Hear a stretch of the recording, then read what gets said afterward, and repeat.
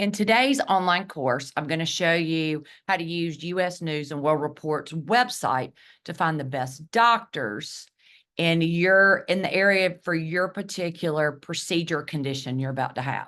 And this is part 2 of a 2-part series. Now, remember, the last few courses, I've taught you how to find the right hospital and doctor for your upcoming procedure to ensure you're getting the best medical care you need and deserve. These are wonderful tools to make you an informed patient. So I'm going to share my screen.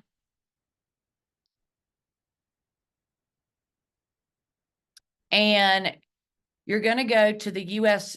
News and World Report website. So I'm already here. And when you open up, this is what it's going to look like.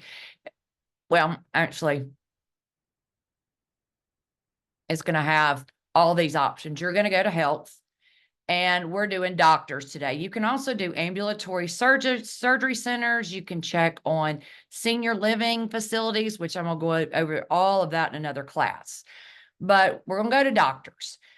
So you can either look them up by common specialties or by location. But let's just look it up by your city and state. So we're going to go to cardiology.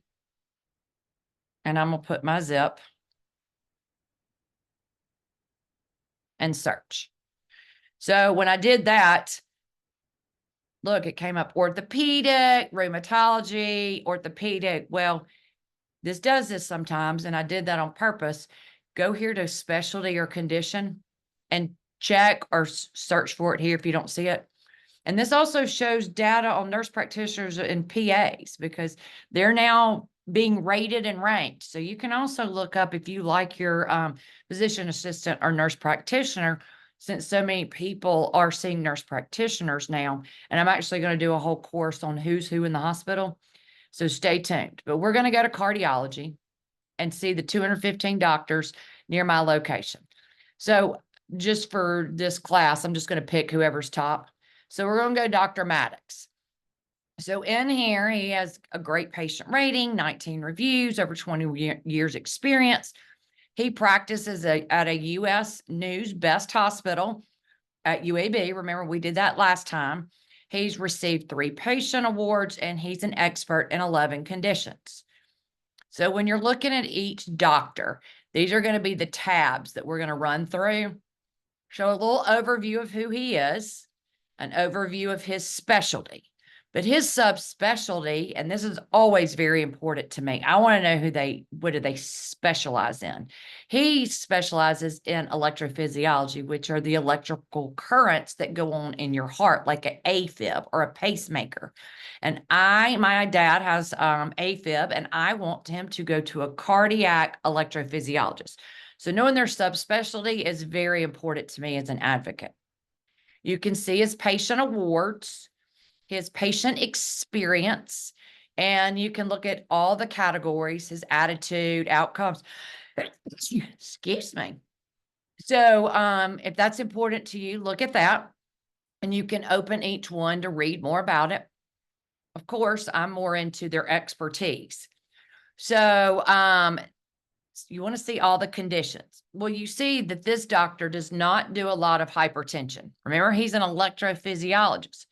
But he does do AFib and a flutter or pacemaker, defibrillators, heart failure. Doesn't do a lot of heart valve disorders. So this is a great tool because it helps you making sure you are seeing the absolute right doctor for your particular diagnosis. Don't go to who your neighbor goes to. Don't go to who your church group says go to. You go to the doctor that specializes in your condition. So you can also go down here and put in your insurance plan. He takes Medicare and Medicaid, but make sure your insurance is covered. You can look at for second opinions, you can look at other doctors that specialize in electrophysiology, where he's located, and his hospital in which he practices is at UAB, and then you can look at all of his certifications.